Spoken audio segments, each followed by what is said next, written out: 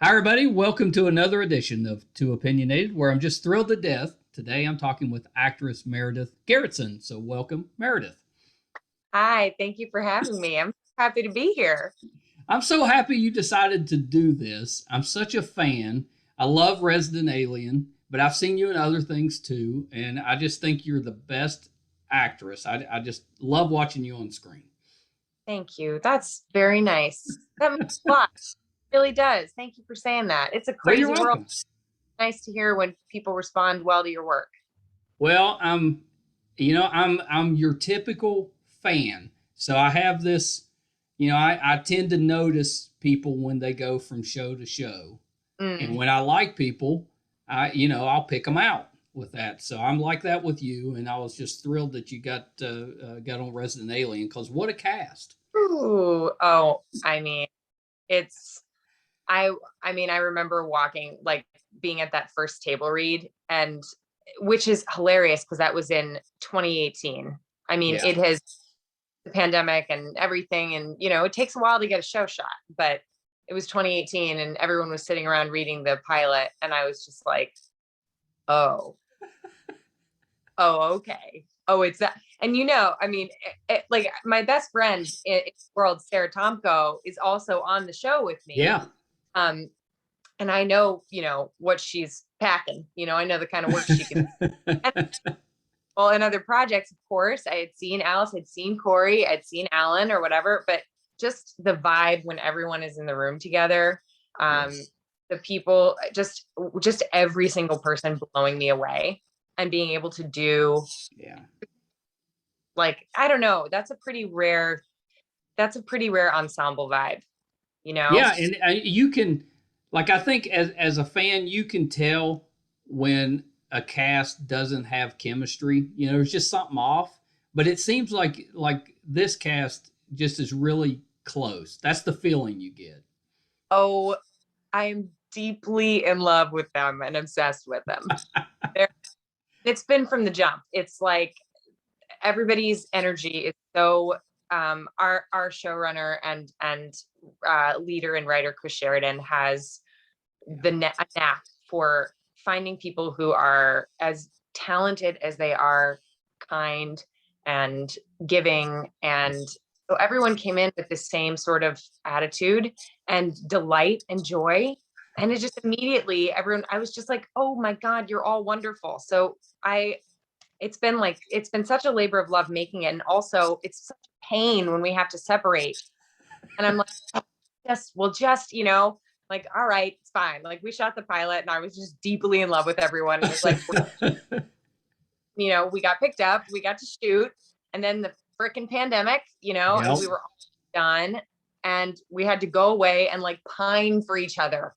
um finish. So it is people, we are that close, and it makes the work so fun. It makes it not Yeah. work. It's not work. It's the best job in the world. Did you know going into that table read? Like, could you tell right off that you guys were going to get along? Yeah, as I met everyone, I was like, oh, Yeah. and I tend to go into things thinking that anyway, because most of the time people are just, we're all, this industry is crazy and rough, but people are just people, and they're just they're doing their best and trying to do their work. And you don't, you know, it's just, it takes so much and it costs so much to get to a place where you're making a TV show. So I'm always like, I'm so excited to see people and get to know them as they are. But like person after person after person was authentic, funny, Yeah. curious about everyone else, and That's no, nice. yeah, Alan is as a he's a freaking lunatic genius, so generous. I remember like one of the first times I was like in a room with him, and I've seen his body of work, but just getting to know him personally, I was like, "Are you a clown, dude? Like, are you a clown? What's going on?" And he was like, "Yeah, I've done some clown," and like we connected over some training stuff, and I feel connective tissue with everybody on the cast, every single person. Yeah, that's awesome.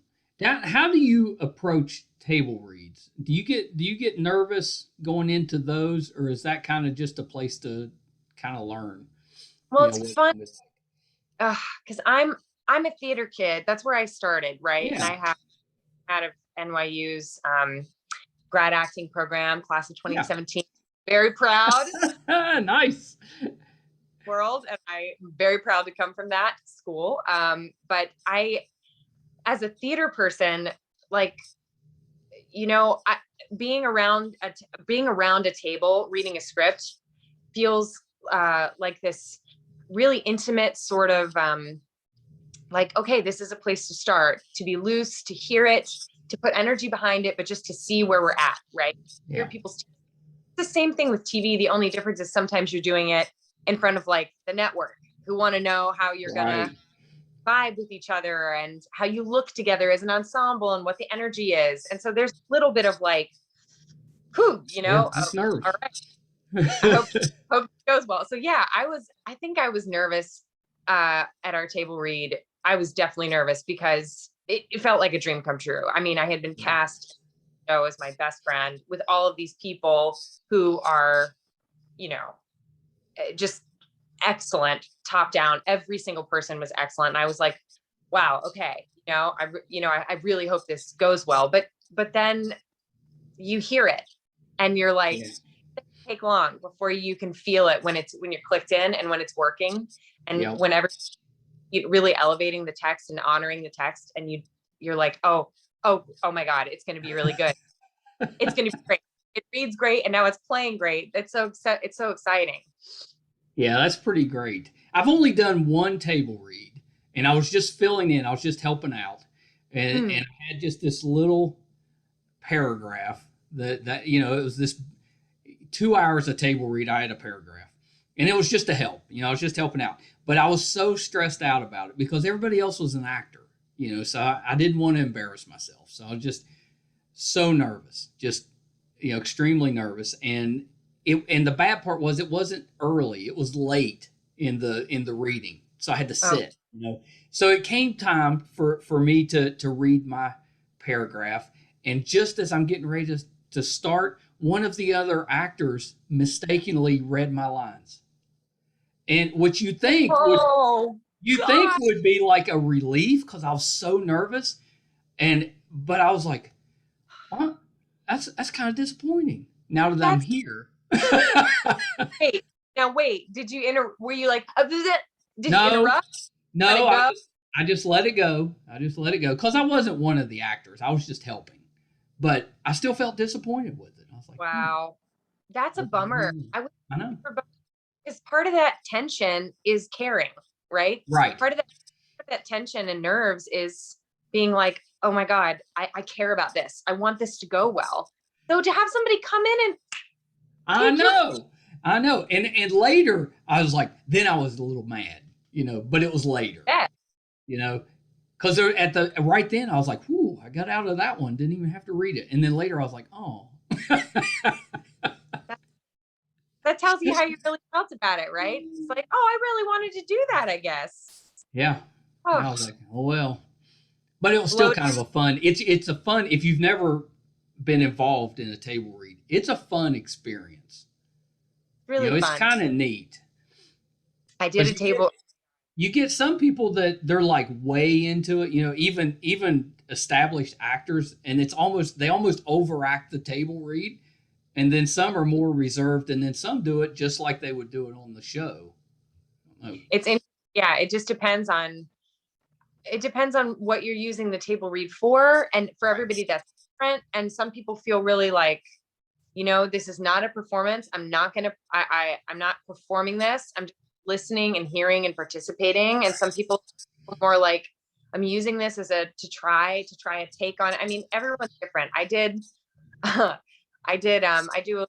lot of theater, less these days, but I was doing As You Like It at the Globe in San Diego, and we did a table read of the play, and I just remember, it's a comedy, and for whatever reason, on the day of the table read, it was like I was in My So-Called Life. Like it was like I was like Grey's Anatomy. And I, and I was Rosalind, I was the lead in this, and it's the largest female part in the Shakespearean canon. And I'm like, really just like, ugh. And I just remember like kind of like looking at me funny. And later he, when we were in rehearsal, he was like, girl, I was nervous because at that table read, you were like, humorless. And I was like, you're right. I was humorless, and I have no idea why that happened, but it did. It happened. I was reading the play, and I was very like somber and like moved and whatever. And it wasn't the energy of the play, but I like was working on something, I guess, at the time. So yeah. I think they're really interesting. This one that I was involved in was just so that the writer could get a feel for what it sounded like. Yeah. To see if they needed to make changes. And I thought that was kind of interesting. That's a very fun process to be in play development for a writer, to watch them, for them to use you to help them refine their script. I love that. Yeah. It was neat. So I jumped ahead a little bit. Normally I would ask you how you got started in entertainment. What made you want to become an entertainer? Okay, I'm gonna quick, because otherwise I could sit here. You can let's have a safe word, okay? Like do this when you're like, okay, you've been going, because that is anyway. I'll give you the quick, which is I was talking before I was walking. Okay, I was doing accents and mimicking when I was little, and my parents raised me on old films. So I didn't watch any contemporary until I was like a tween. Everything, I remember like going to a sleepover when I was little, and you had to like bring a movie, to add, and everyone was going to pick a movie, and people were like bringing whatever the cool movies were. And I was like, I brought The Thin Man, which is like a movie with like Myrna Loy. It's from the 30s. Anyway, I was going to say it's black and white. Oh yeah, no, it's from the 30s. Like my parents had it for whatever reason. And they just, that's what they raised me on. So I had this kind of, and like, Brigadoon, and one of my favorite movies is American in Paris. And so from an early age, I was like very interested in acting, in plays, in films, and sweeping musicals and all that stuff. And I just always was I was creating my own little plays and forcing my cousins and sister to act in them. I was directing, starring in them, and my entire family would gather and like watch them in the summer, like, and get loaded to like deal with watching a child play like an hour and a half long. So yeah, I think I tried to avoid being an actor. I was very studious. I was into sports. I was a very competitive athlete my whole life. And what was your sport? I was a swimmer. Swimmer whole life. For a while, I was, until I was like 13. I was a figure skater. I was I did lacrosse. I did some soccer. I was a runner. I mean, and I was very into, academics and writing. And have you ever got to act in a sports movie? Have you ever got to use any of that as an actor? I mean, the closest thing I've gotten is actually a scene in Resident Alien. At the end of the series, it's a little physical, but I've been very physical on stage, but I've never been as physical as I can be in film or television, really. But I will. That's a challenge. I will. You did get to be a little physical there at the end of the first season. Oh, right? Yeah, that was pretty good. Oh, yeah. Good. It was really fun. And I have a background in fight choreography. So I was like, let's go, let's do this. I kind of tried to avoid being an actress. Even though, and I went to college and I thought, okay, for a while I was like, I'm going to be pre-med. And then I was like, well, I speak Spanish. Like maybe I'll be a language major. I'll be a Spanish major. Maybe, I'll be a journalism major. I'll be an anthropology major. And I couldn't really get it. I couldn't get it yet. Doing plays in high school and was always interested in the arts. I couldn't see that everything I was doing was like a roundabout way of dealing with experience. Yeah. And I found it like clicked in the end of my freshman year where I was like, oh God, I'm a freaking actor. Oh my God. And my parents were like, yeah, Yeah, we knew. we know. So yeah, I went for it in undergrad, and then I worked in regional theater right after that. And then I moved to New York and I studied at a Meisner training school for 2 years. And then I started a theater company, and then I went back to grad school, and I love being a student, but that's the short answer You for did good. You did pretty good. okay. Where are you from originally? I am from outside of DC, a Oh, place, Alexandria. Alexander. Oh, yeah, of course. Yeah, Yeah, my brother lived in DC for several years, so I'm a really. little bit familiar with the area there. So okay. It's an interesting place. So many people like come to it. And my dad was in politics for a while, so that's why we were there. And Yeah. it has its interesting points and its things that I don't miss, but I'm very grateful because I came from a parents who were well versed politically, and Yeah. really intelligent and artistic, and there's a cool art scene in DC, so I got to experience that as a kid, which is really cool. Yeah, that's pretty great. Yeah, that's pretty great. I think I've got your next. This is the role that we need to develop for you, I think. So What is it? it's competitive. You're like an Olympic level skater who gets Go injured. Right? You get injured, so you have to give that career up, and you're down for a while, and you end up accidentally becoming a private investigator. So then we have you solving some type of mystery. I'm telling you, it's going to be a hit. Oh my God. At first I was like, wait, is this a Nancy Kerrigan biopic? And then I thought, where's he going? But the becoming a private investigator, see, I would love that because It's a I would twist. be kicking some butt. And, also I love getting physical in plays, and it gets me out of my head. It keeps me from, it makes things feel, there's no time to, there's no time to overanalyze or think about what you're doing, because you have to be safe. So you have to be in your body. So I love that. I'm here for that. Write it. I know. Ask me. All right, it's a done deal. I'm starting it right now. I'll give you I got. Okay. I'll give you put my skates back on. It's been a long time. Skates back on. Did you when you were skating? I know it's been a little while, but were you competing, or were you just kind of skating for yourself?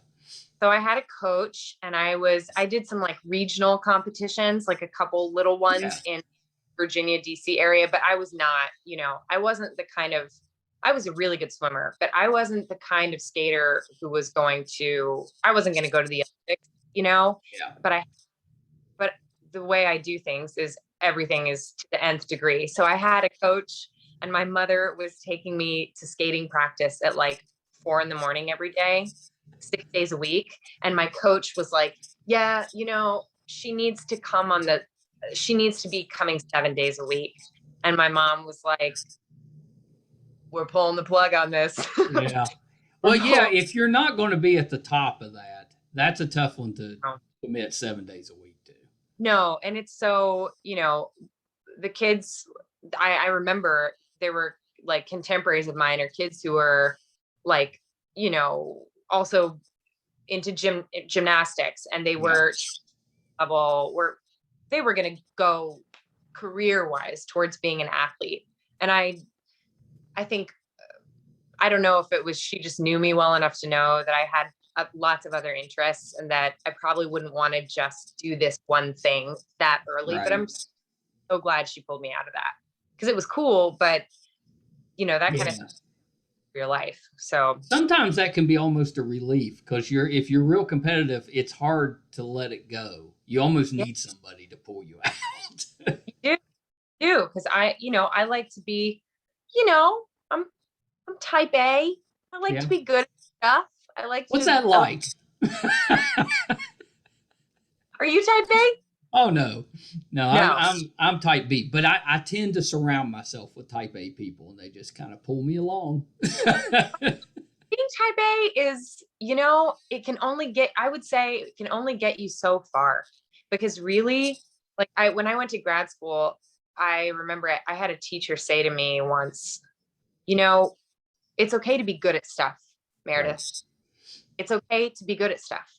You're here not to figure out how to work hard. You're here to learn how to let go. And Yeah. it's the best one ever gave me. Because, being like dogged about your homework and like crossing your T's and dotting your I's and being the person who works the hardest is all well and good. Yeah. But art and magic is not about that. Art is about being released and revealed and letting go. And I love that. you can't like labor your way into that. You do all the work before and then say, I trust myself. I release that. And I'm going to let go. And I'm going to say, I don't know what's going to happen. Yeah. So I love that. Hey, it's okay. What was your event in swimming? I was in summer when we did shorter. I did like in summer, you don't compete like summer league is shorter distances, right? So it would be like the 50-meter butterfly, the 50-meter breaststroke. And then on my high school team, I liked the 200-meter IM and the 200-meter butterfly. So, I have shoulders to prove it. You never lose those muscles. Like, doesn't matter what I do. I'm just like, okay, well, that's overdeveloped. That's fine. It's just going to be there forever. That's all right though. That's good. That's good. You want that. You never know. You might have to, push something over your head or something. I will do a superhero movie. I will. Oh my gosh. Yes. We have to get you in a superhero movie. I'm ready. I've been training my whole life for this. There's so many avenues now. I mean, there's a zillion of them now. Come on. It's not just Marvel anymore, but Marvel, whatever. Well, you got Marvel, you got DC. I mean, the CW is all, romantic, whatever, teenage angst, superhero type movies, shows. But now you've got Amazon's doing them, Netflix doing them, and yeah, it's not all Marvel and DC. There's a ton. I'm a little bit nerdy, so we could talk some superheroes. I love nerdy. Yeah. That's I spent the 80s and 90s. I owned a comic book store, a couple of them, and that's what I did to put myself through school. And then Marvel went bankrupt in 96, and I thought it was just over. So I was like, well, I'm done. I got to get out. And then of course they corrected and came back stronger. That's crazy. Yeah. That's crazy. Bankrupt in 96, and now look at it. Now look at it. It's crazy. But there's roles. We got to find you a role. Yeah. You could totally do it. I think that would be a dream role for me is a person with a some sort of superpower or something, right? But a person with a tragic flaw, a person who is like, I love characters and frankly, all characters, if you go deep enough, have this, but I think I love characters who have these things inside them that feel incongruous or like they're at odds with each other. Yeah. And they're either tearing themselves apart, themselves apart, or they're being torn apart, and they have to figure out how to put those pieces together. Tragic heroes. I love that. Yeah. What if it was a villain? Love. Yeah. Okay. Love. Because the best, I mean, think about, oh my God, I could sit here you're going to have to give me this because what's his face? Andrew Scott from, who plays Moriarty in the new. Oh, right. Like, talk about a beautiful, incredible, nuanced villain. Yeah. I think about that performance all the time, about how he's great in that. And how you're like rooting for him, even though because he's so emotionally available anyway, I would love to play a villain. I'm gonna find you a role. I mean, you'll have to work around our, skating movie, but we'll figure it out. I know schedule now with the skating and the whatnot, the training. You're going to be very busy. Very busy, but I like Type A's. We thrive when we have no time. That's how I like it. I know. So did you and Sarah, had you worked together before Resident Alien? Oh, we've known each other forever and ever, and this is the first time we have ever worked professionally together. And we used to joke about it. We'd be like, you know what? I was in New York, she was in LA, and I was like, we'd be like, someday, you know, you'll be doing your thing, I'll be doing my thing, and we'll come together and we'll make some amazing piece of art together. It's like we manifested that out of nothing. That's awesome. You probably did. You put it out there in the universe, and we did. And well, did you know before you went in that she had already, went in? So okay, that's pretty awesome. Job first, and I was just visiting her in LA, and we were celebrating, and I was so excited for her, and I got a call the day I was supposed to leave LA because I had another job and I was going back to New York, and my manager was like, hey, can you stick around for another day because there's this audition and they want to see you and it's for this show. And I'm like looking at Sarah like, and they're like, it's called Resident Alien. Yes. I think I can fit that in. I will stay. And Sarah was like, what? And I was like, no, nothing. I'm just, I'm auditioning for your show. And like, we both got very witchy. It was very like, this is a thing, but like, let's not make it a thing. Let's just be cool. Let's be cool. And then it became a thing. It worked out. Yeah. Well, did when you first went in, did they have you auditioning for Kate, or were I know sometimes they look at different roles. Yeah, they had me auditioning for Kate, and I, the casting office was so lovely and warm, and we did it a couple of times, and I think she could tell that I had, a take on it that they would love to see, and we worked it a little bit, and then I just left, and I was driving alone across country in the car with and I was like in Texas with my grandmother, and they called me and were like, hey, you're in the mix for this.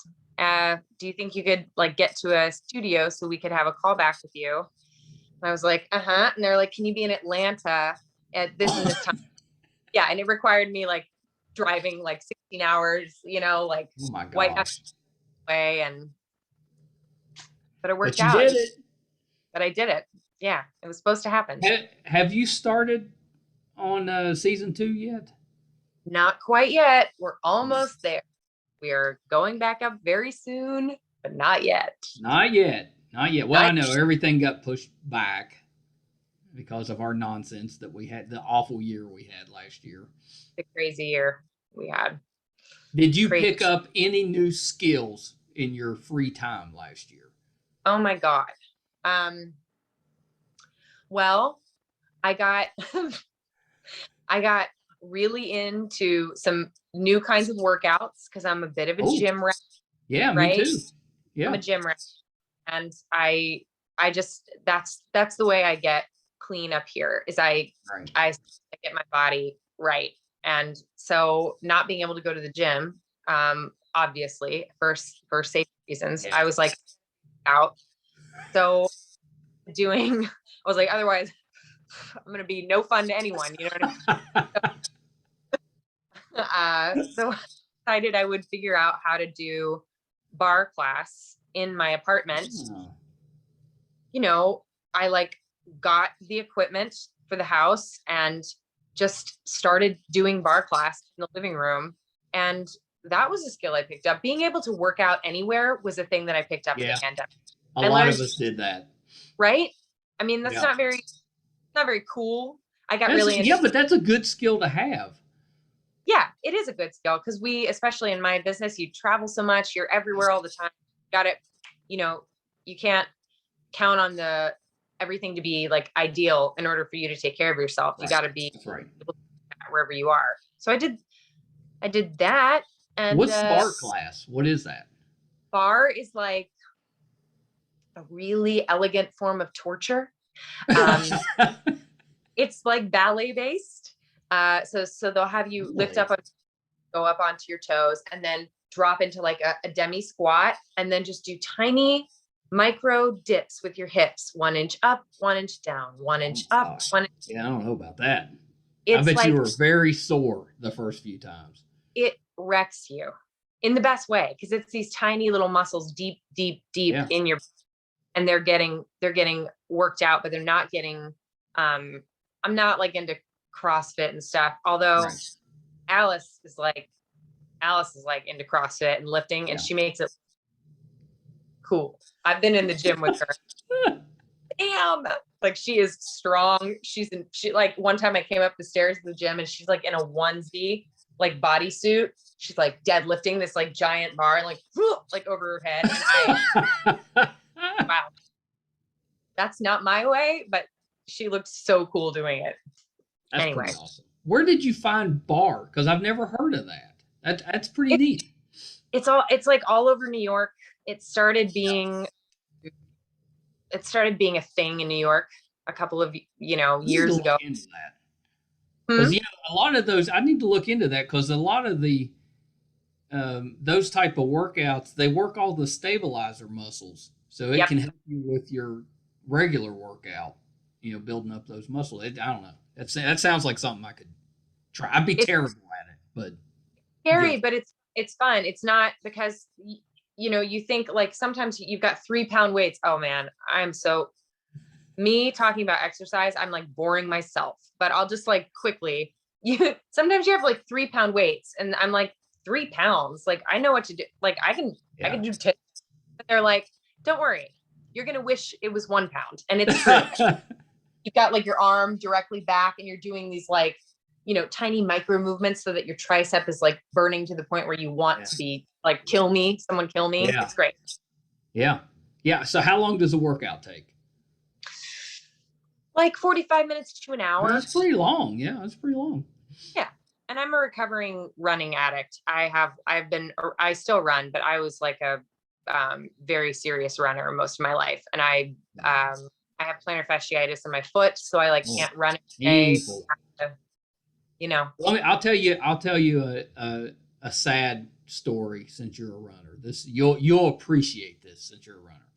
Oh no. So a couple years ago, I decided, I set a goal that I was going to run 2,000 miles in for the year, not for the year. And I worked on it all year. So I got to December 31st, and I had purposely left 13 miles. I was going to do a half marathon to finish my 2,000 miles. I thought that would be pretty cool. So I was at 1,987 miles. So I wake up the morning of the 31st, stomach flu. Didn't get to finish my. Oh, wow. I was crushed. I thought briefly, I'm going to try to do it. Thank goodness I didn't try to do it, because I was pretty sick. You know what? I get a pass on that. Like, if you miles away from 2,000 miles for the year, and it's because of stomach flu, I think you're allowed to be like, I ran 2,000 miles this year. I did. Well, and I was so devastated. I didn't run for a few months after that. I had to take a break, recover from that and stuff. And now I'm a little more sensible about it. I don't run nearly as much, but I try to be, a target run, try to run around the world. I don't know. You're right. This is terrible. What are we doing? Oh God. She led me down the straight. So I had seen you you were in that Fosse Verdon. Did I say it right? Fosse Verdon? Verdon? Although Fosse Verdon is very international, and I like it. You say it. Fosse Verdon.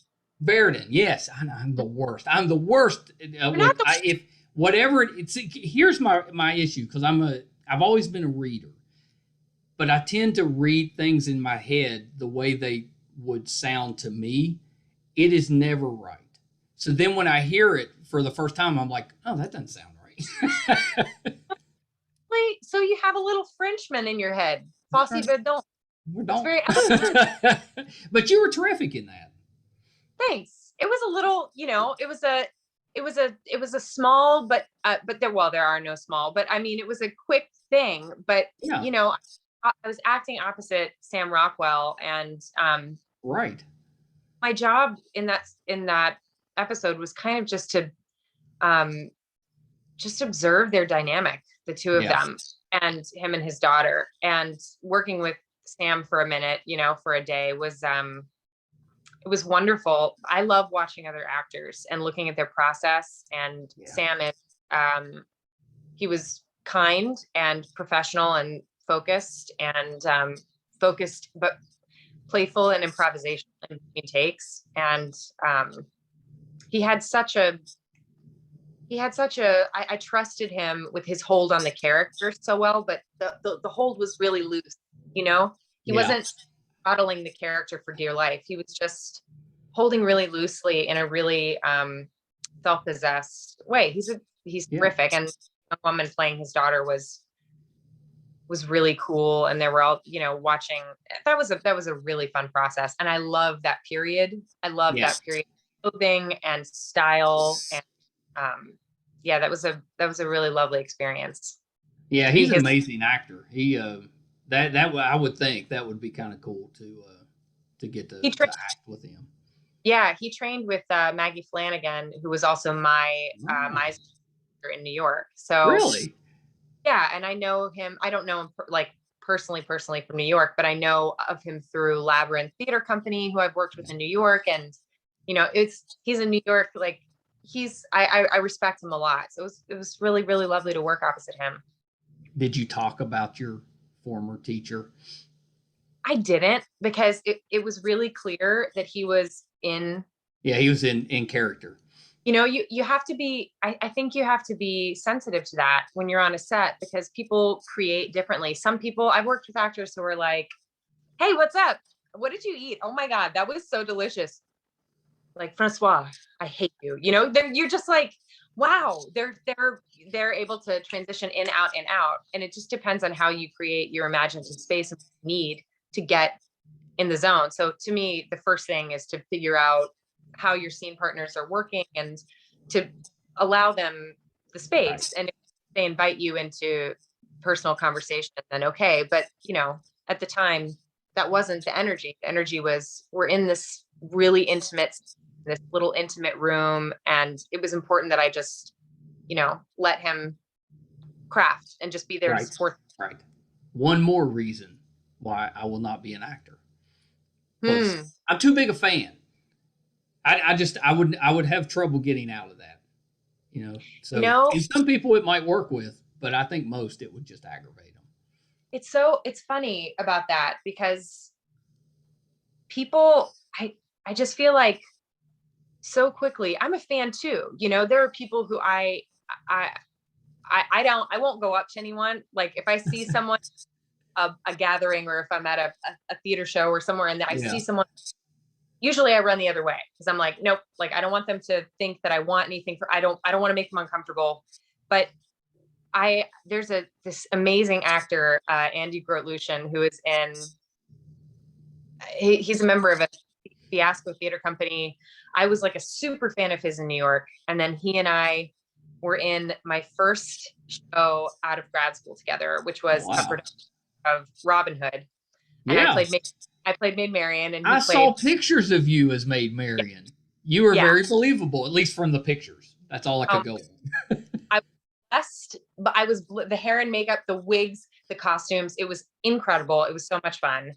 And I remember meeting him on the first day and being like, I couldn't, I eventually like came up to him and was like, hey, I just want you to know, like, I've seen everything that you've ever done, and I've been to all of your shows in New York, and you were just your Clotton in the Cymbeline was just like so good, and I just think, and he was so nice about it.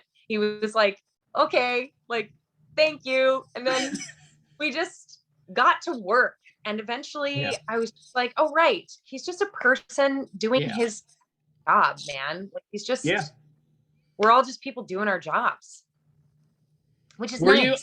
I'm probably wrong about this one because I'm going off of memory, but did you make an appearance on either The Good Wife or The Good Fight, maybe?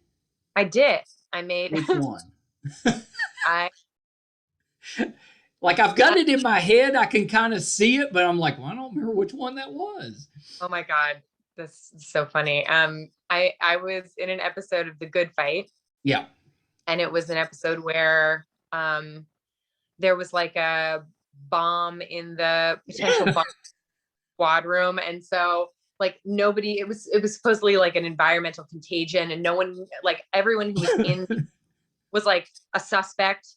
And it was a very. Did you do it? I didn't.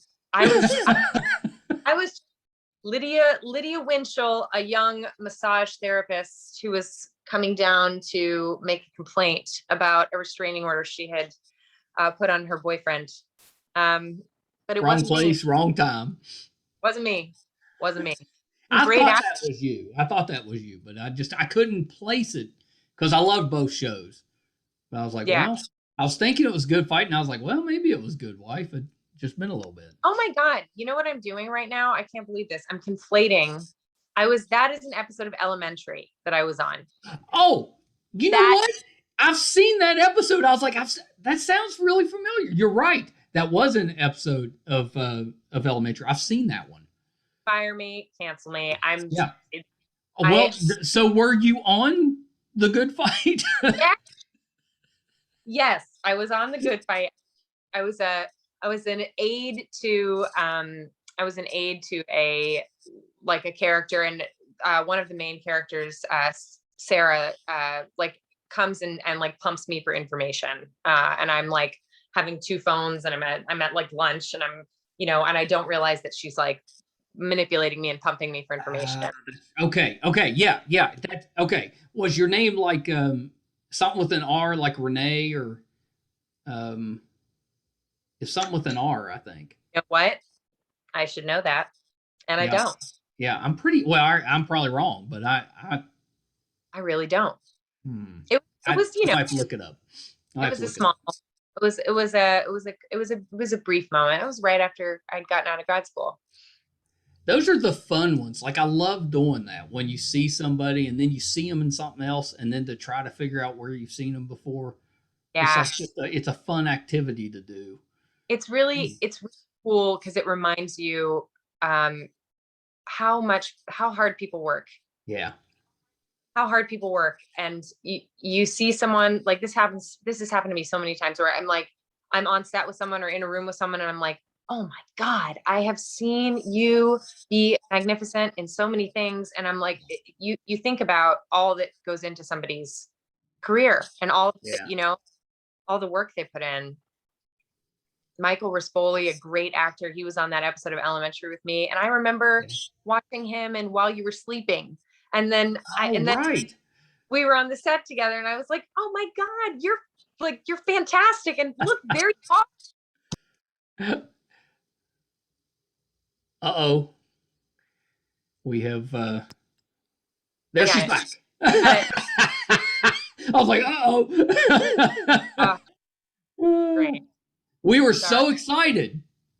We blew it up. I was like, Michael Rispoli! And I just knocked it. So, can you tell us anything about Kate for season 2? What can we look forward to? I know you got to be careful what you say, but what can we look forward to? Well, I'll say this, I think season 1 was a lot about Ben and Kate navigating their relationship and figuring out her and how poor Ben. I know, poor Ben, my sweet huzzy, sweet huzzy, doing his best. Kate's doing her. It's what I loved is that we got to this place where being constantly not on the same page or trying, but just each other, ended in this this moment where we stepped up for each other and family and got on the same page in a way that, again, like we were talking about earlier, way for me to accidentally make something connected, that being in your body takes you out of your head, and we just had to like be in our bodies and protect our family. So it's a really good scene. It's a great, it was so much fun. It was so much fun to shoot that. So I would say in season 2, there, I think, you know, Kate is figuring out what has evolved and changed in their marriage, and where they are now after experiencing something that was traumatic, but bonded them together and reminded them how much they care about each other and what they would do for each other. And I think that's where we start. And then, you know, she's got her own ambitions and her own figuring out. I think the thing I love about her show is everyone is working out where they fit in this world and navigating some version of otherness. And Kate is also feeling that. She doesn't have a lot of friends in town. She doesn't, she came here with, it's Ben's, you know, his family, this is where he's from. So figuring out how to be and how to let her own ambitions or her own, you know, needs or experiences where they fit in, and then also figuring out how to be happy and how to be satisfied with the life she has, and to listen in her marriage. I think there's a lot of that growth and those questions that are kicking into gear, and you know, and then some other fun stuff. Other fun stuff. I like one thing I like about the show is you think it's a, you know, an Alan Tudyk vehicle. You know, you're expecting it to be a show about him, and it's really a sneaky ensemble type of show, you know, because it really, especially there at the end, it was starting to develop all of these characters around him. So he's, you know, he's kind of the center, but he's not the whole show. And I thought that was really good.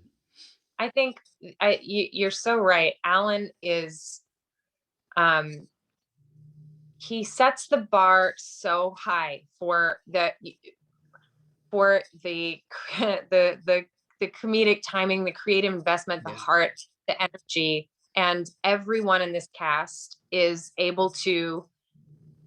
drawn their character so fully that for me, watching as an audience member, seeing the show come out, I care about everybody. Right.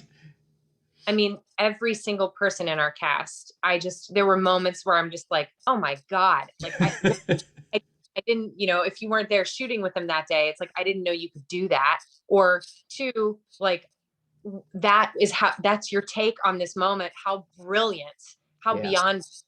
I'm thinking right now just about, I was on set the day that Liz and Corey were shooting the conflict scene in where she's like, you know, I've had it with him. Yeah. Watching take after take of her brilliant, like choices with him and the hamburger, like the bag really with it.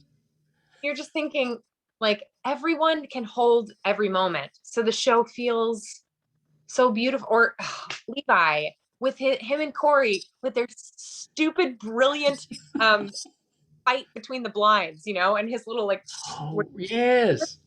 tiny moments of brilliance. So yeah, I think that's what makes it an ensemble piece, is that you care about these people. You don't you want to find out what's going to happen with, of course, with Alan, because Harry is a compelling, complex character who you love, hate. You don't know what's going to happen. Is he going to destroy everyone? Will he be softened? Will he become human? All of that. But then you're like, oh my God, I want him in this world. I want this world I want to know just as much about every single one of these people. That's right. Yeah, that was my biggest concern, was that there wasn't going to be more seasons, even though I hadn't read anything that didn't say it was doing great. It was, but that was my concern because I wanted to know more about all of the characters in that world. So that was Our when I writers, heard second season got picked up. I was like, that's great. we had incredible writers. I mean, Chris Charge, Yeah, really good. that writer's room, they wrote space for everyone to shine and have their individual unique moments of revelation in the show, but within the Yeah, genre of a dramedy, within the genre where everyone feels grounded but with incredible comedic chops. It's really it's a testament to just every single person involved being like on it, yeah, yeah. It's really good. I had Sean Marr was on the show a few weeks back that worked with Alan on Firefly, and Mhm. so we were kind of talking about who I had coming on the show, and I mentioned that you were coming on, and he said to tell you that the one thing with Alan is once you've worked with him, he tends to just drag you along for all the stuff that he gets involved with down the road. So you can probably count on him calling you at some time and saying, "We're doing this." I love it. I love Alan as a performer, and I love him as a person. He is so playful, and he's a lunatic. He's a genius. I would follow him into hell. You know what I mean? Like Yeah, working opposite him is a lot of it is me being like, don't wreck his coverage by laughing. Don't you dare, because I'm like, it can't, they're like the dinner scene. I like look up at one point and Alan has like banana like dripping down his face, but his face is just, open and soft. And I was like, don't Meredith, don't wreck yeah. his Don't coverage. mess that up. I would work on any project opposite Alan. Yeah, I'd work on yeah. any project, any of my mates. I want to live in a compound with all of them in one building and make Oh, dinner. what a group of actors! Oh, that'd be great. Yes. Well, maybe we'll find parts for them in our Skater. I don't know Look, if it's going to be a movie or a TV show. We'll have to figure that out. it feels like a TV show to It me. does kind of. It does. Got the legs for a TV Yeah. show. And You know, everybody loves a good detective show. we, It just needs a I'm a, twist, and we've got it. We've got the whole, very upset former athlete that's just trying, just kind of getting through stuff. But what's she the needs title? something to pay the bills. It's That's like you got to help me with the title. Axel, like something like a skate. Is it a skating pun? It has to be, doesn't it? Like sow cow feels really ripe for comedy. I don't know. What is it? I don't know. There's a lot of skating terms where you're like, Sow cow detective. That's what we sow cow, now cow. I don't know. Whatever. we'll figure it out. We'll workshop it. We'll workshop it. we'll let Netflix figure it out. That's right. We'll let sci-fi figure it out. Yeah. Whoever, I'm sure there'll be a bidding war. Whoever ends up winning, they can figure it out. Write it. I'm going to search. I put myself under all this pressure now. That's right. Type A's, we love pressure. We love pressure. I know. See, type B's do not. Yeah. You don't like pressure, huh? I don't like the pressure. I'll put up with it, but I don't care for it. You don't like it. You don't thrive. You're watered. I get it. I need room to breathe. You need room. You do it at your own pace. That's I could right. take as Yeah. Well, I grew up in West Virginia, and that's kind of our state motto. It's just we're a state full of type B. Are you really? We're just very relaxed. Now that's not really true. There's plenty of type A's, but just in general, I think there's a lot of it's a slower pace here. Where in West Virginia were you reared? Well, so I'm in a little town now called St. Albans, which is right beside where I grew up, which was Winfield. But both of those are just outside of Charleston, which is the capital. Got it. Okay. Cool. So not too bad. Yeah. No. You need to come visit. Drive through. I know. I've been many times. I've been hiking, or I've been hiking or driving around in West Virginia and Virginia. And my parents took me all over the place because we were close to Shenandoah. We were close to, Shenandoah is so pretty. So It's I mean, so all of Virginia and West Virginia, beautiful. I mean, especially in the fall, beautiful. yeah, it's Yeah, I gorgeous. forgot. Yeah, you know all about that. Yeah, it's been there's something about the hills out Yeah. there that have and yeah, my family way back is from Appalachia somewhere. Yeah, there's something really magical about those like low, kind of soft, verdant hills out there. That's right. That's what I keep telling people. You need to come at least once. You need to. It's a good place to, like, if you're stressed, you could come here to relax. Yeah, good hiking. They're good. Oh, Is there yeah. good, or am I making that up? Am I making that up? Good what? Tubing. Oh yeah, for sure. You're like, Absolutely. not what we're known for, No, but no, no. okay. Absolutely there is.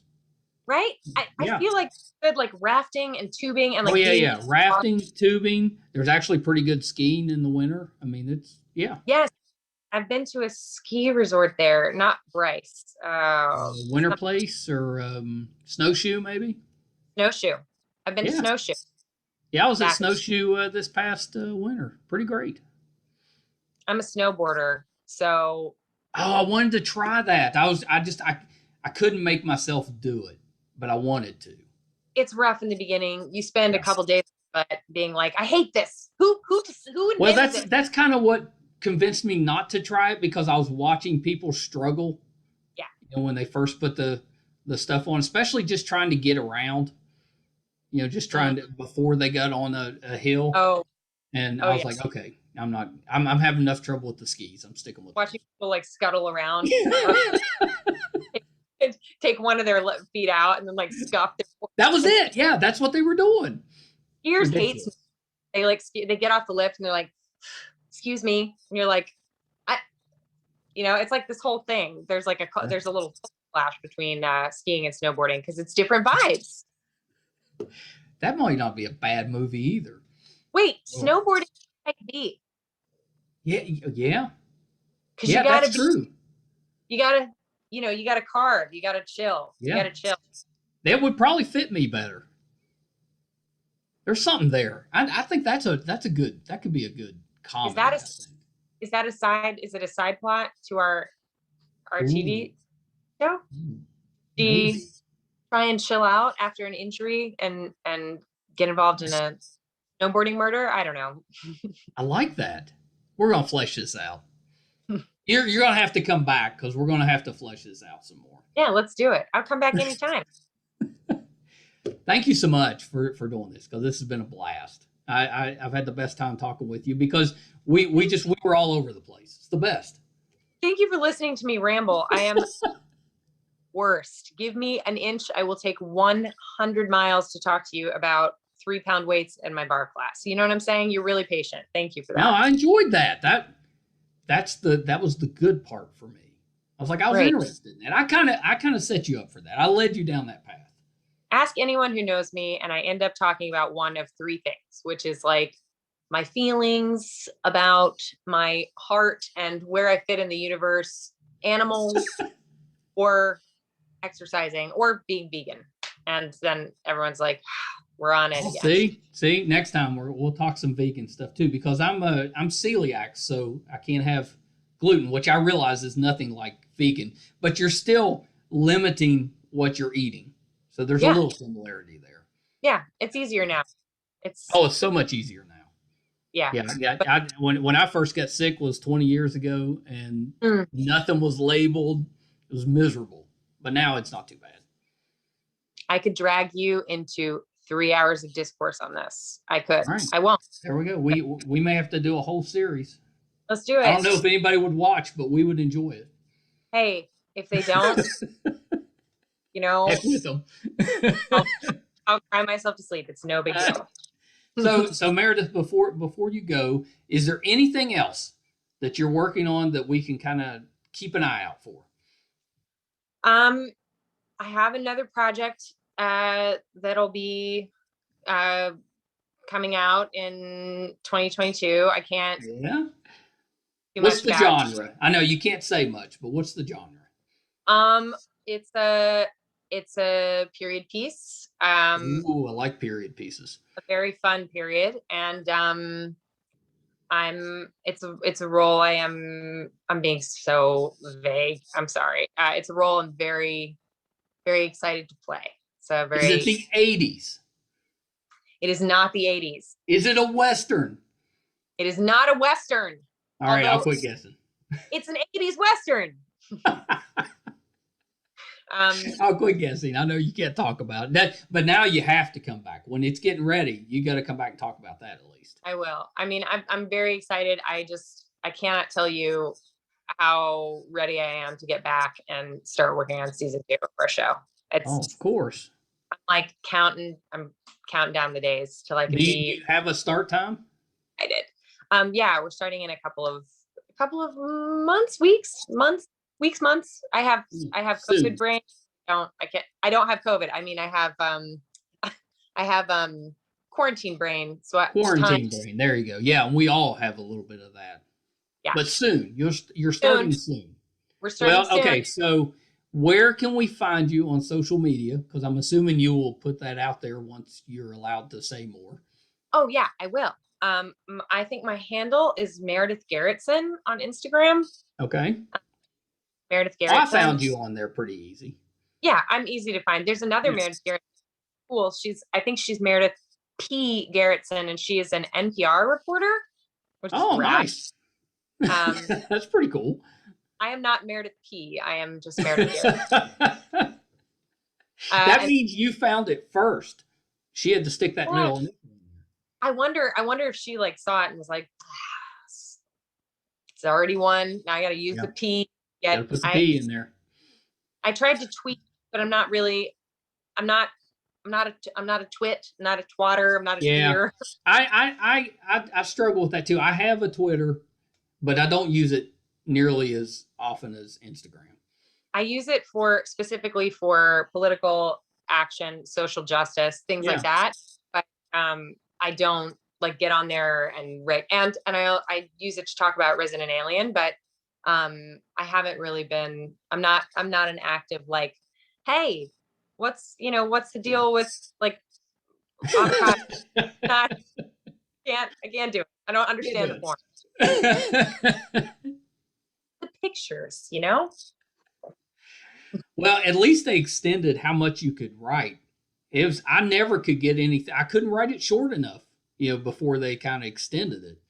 Did they extend it on Twitter or on Instagram? On Twitter, because it used to be 150 characters, and now it's 500. Yeah, see, I don't even know that.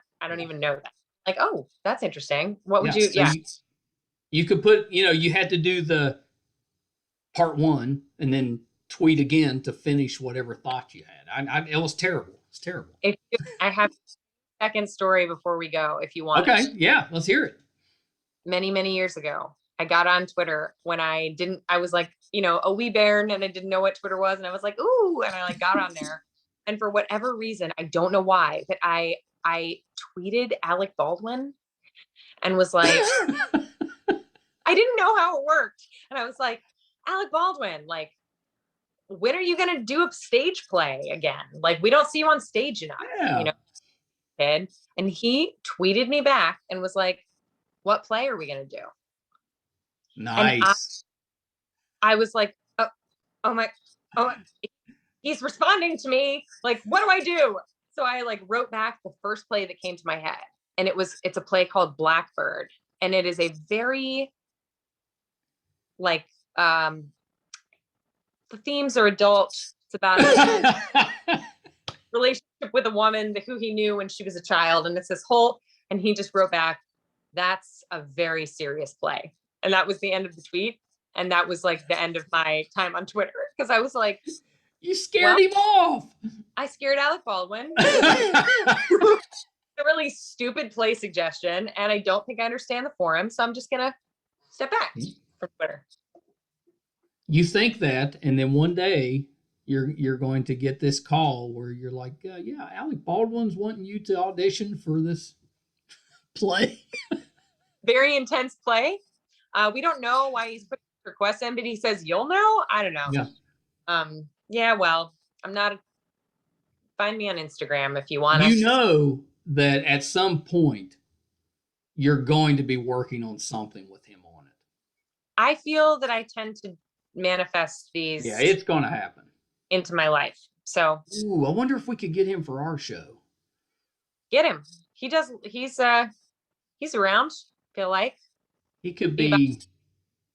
I don't know if I want him as a good guy or a bad guy. I feel like he could be a good bad guy. He could.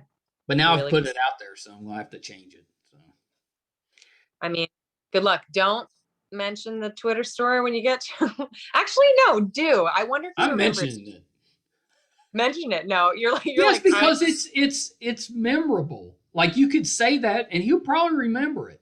I wonder if he will. Actually, if you do get him on the show, do ask him. If he remembers that, I will be floored. Well, no, I don't want him on this show. I want him on our show. I want him in our detective show. Oh, he'd be a great good guy, bad guy. You don't know. Maybe he's playing the good guy, and then he's like, gotcha. I guess I shouldn't have said that. Of course I would take him on this show. That would be awesome. But I've got bigger things in mind.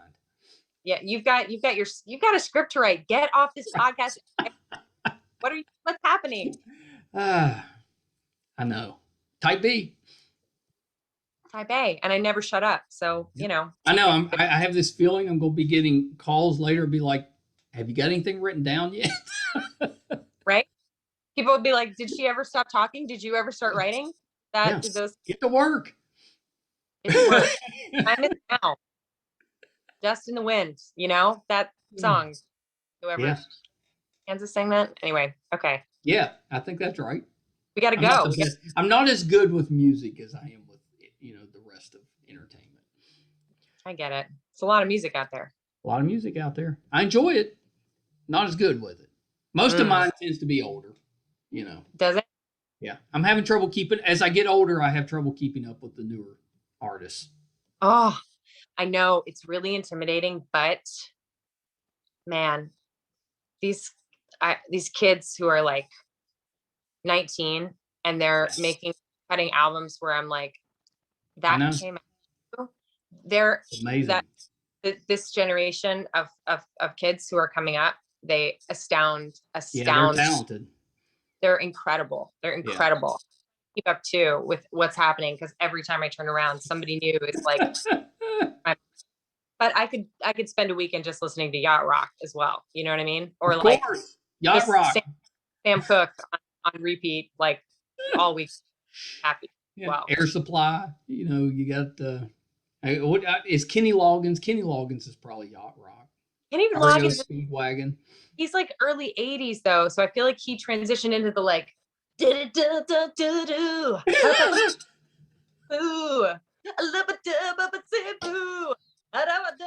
little more. Thank goodness we stayed on here long enough that we got that.